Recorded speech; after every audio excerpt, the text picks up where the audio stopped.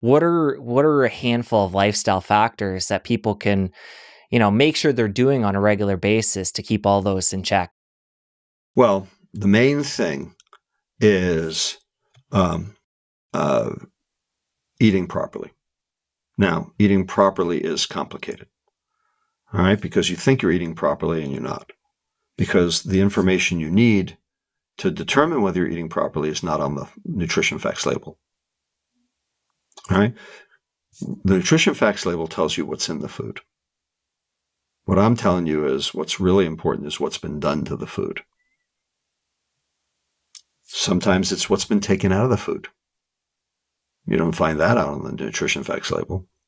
Sometimes it's what the food's turned into. You don't find that on the nutrition facts label. Okay, all of these things that basically you can't learn about unless you know a whole lot about food science, which, I do, but you don't. And that's why I wrote the book Metabolical, is to teach you that. The easiest way to do that is to shop the periphery of the grocery store. Okay, stay away from, stuff that's been sprayed with, this pesticide or that, insecticide. Glyphosate is an example of something that causes hepatic damage. Okay, Roundup. Well, turns out, we're bathed in glyphosate every day. The industry tells you glyphosate's not dangerous. Yeah, but you know what? Now, there are lawsuits, in the billions against, Monsanto, which ultimately was bought by Bayer, over glyphosate causing cancer. Well, the fact of the matter is it causes metabolic disease as well. And we know why, because it's an amino acid derivative. It's an amino acid analog of glycine. That's why it's called glyphosate. And so it's changing your proteins, and so your proteins don't bend and aren't as resilient as they used to be because of glyphosate. So, these are all things that you sort of need to know. Another thing that's a major problem are exposure to obesogens. These are chemicals in our environment that actually promote weight gain and chronic metabolic disease. Now, some of them are in the food. Some of them are in healthcare products like parabens, like in cosmetics, and some of them are in plastics like bisphenol A or phthalates, or some of them are in flame retardants, which is in your mattress and in your kids' clothing. Okay, and some are more ubiquitous, like air pollution. Turns out air pollution is an obesogen. So how do you avoid all of these things when they're everywhere? And this is a major problem. And it may explain why everyone's gaining weight. It may explain why body temperature has been going down over the last 150 years. Because the only way for body temperature to be going down is for our mitochondria not to be working as well. So, this is a big nut to crack. And, I'm not going to tell you I have all the answers. But of the various things that you could do to improve your metabolic health, by far and away, fixing your diet is the easiest and best way. And when it comes to complementing the diet, are you a big fan of including any supplements? So, supplements are complicated, and I'll tell you why. Most supplements don't get to where they need to go. Where they need to go is the mitochondria, and most supplements don't get there.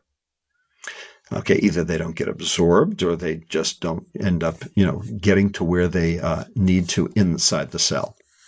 So there are a lot of people who say, oh, well, there's supplements to boost mitochondrial function, like, for instance, CoQ10. And if CoQ10 actually got to the mitochondria, that would be good, but it doesn't.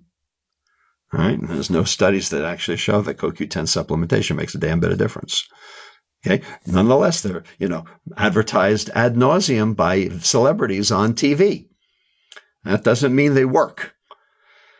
Same thing with curcumin, turmeric, etc. These are all great ideas if they worked, but they don't necessarily work. Having said that, there are 3 supplements I take. The first one is omega-3 fatty acids. And omega-3 fatty acids are necessary for appropriate neurotransmission and cardiovascular risk reduction.